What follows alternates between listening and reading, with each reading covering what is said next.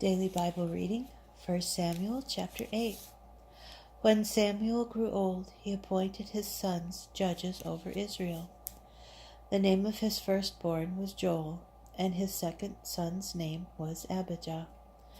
They sat as judges in Beersheba, but his sons did not follow in his ways.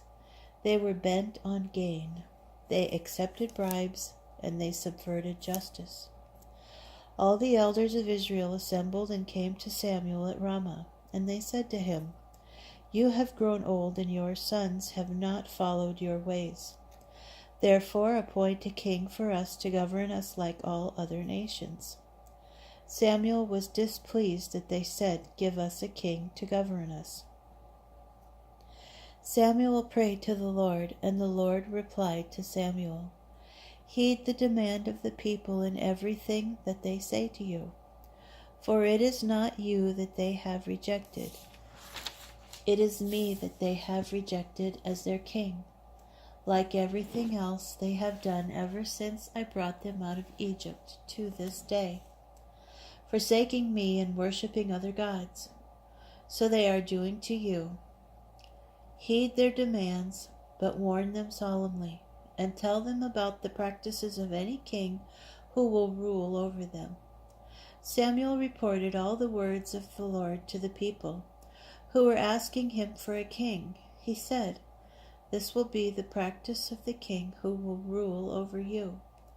He will take your sons and appoint them as his charioteers and horsemen, and they will serve as outrunners for his chariots.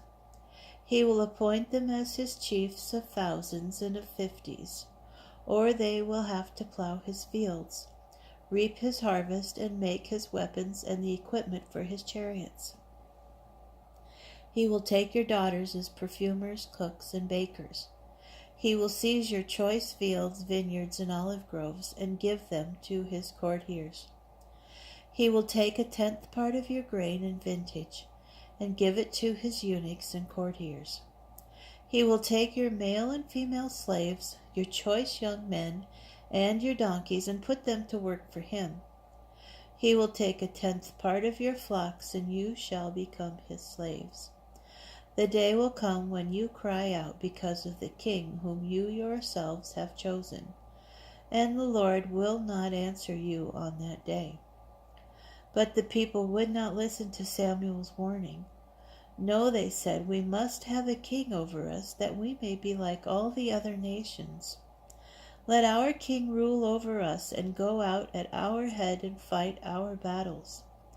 When Samuel heard all that the people said, he reported it to the Lord.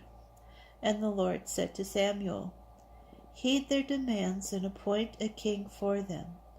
Samuel then said to the men of Israel, "All of you, go home."